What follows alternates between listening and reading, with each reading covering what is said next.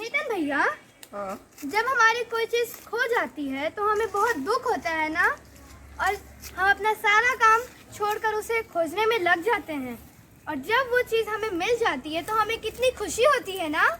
हाँ, तुमने ठीक कहा। अब मैं तुम्हें खोई हुई चीज़ें जब मिल जाती है उसकी अहमियत बताता हूँ एक कहानी के द्वारा। चलो देखते हैं। किसी मनुष्य के 2 पुत्र थे। उनमें से छोटे ने पिता से कहा, पिता, तेरी जो संपत्ति है उसमें जो मेरा भाग है वो मुझे दे दे। और पिता ने उन दोनों को अपनी सारी संपत्ति बांट दी। बहुत दिन ना बीते थे कि छोटा पुत्र सब कुछ इकट्ठा करके दूर देश को चला गया और वहां उसने भोग विलास ऐशो आराम में अपनी संपत्ति उड़ा दी।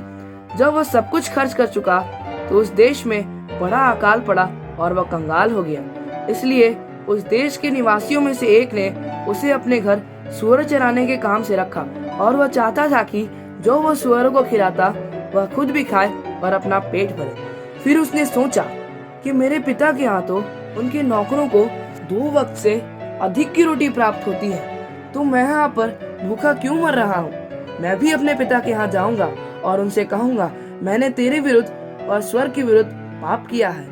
मैं तेरा पुत्र कहलाने के लायक नहीं हूँ और तू मुझे अपने एक मजदूर के समान रख ले। और वो उठकर चल पड़ा। जब वो रास्ते में ही था तो उसके पिता ने उसको देखकर दौड़कर गले लगा लिया और कहा, हे पुत्र, तू कहाँ खो गया था? तू कहाँ चला गया था? फिर उसने अपने नौकरों को आदेश दिया, इसके लिए सुंदर वस्त्र और सुंदर आभूषण लाया जाए और जश्न का आयोजन किया जाए, क्योंकि जो खो गया था वह मिल गया है और जो मर गया था वह फिर से जी उठा।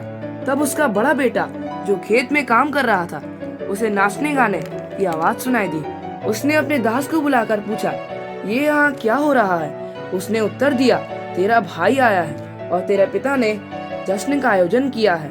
यह सुनकर वह क्रोधित हुआ। फिर उसके पिता ने उसे खुद समझाने का निश्चय किया। फिर पुत्र ने उत्तर दिया, मैं इतने वर्ष से तेरी सेवा कर रहा हूँ और तूने कभी भी मेरे लिए जश्न का आयोजन नहीं किया, परंतु जब तेरा ये पुत्र जिसने तेरी संपत्ति कुकर में उड़ा दी उसके लिए जश्न का आयोजन किया है। फिर पिता ने उत्तर दिया, पुत्र, तू सर्वदा मेरे साथ है और जो कुछ मेरा है वो सब तेरा ही है, परंतु अब आनंद करना है और मगन होना चाहिए, क्योंकि यह तेरा भाई मर गया था फिर जी उठा है और खो गया था अब मिल गया है।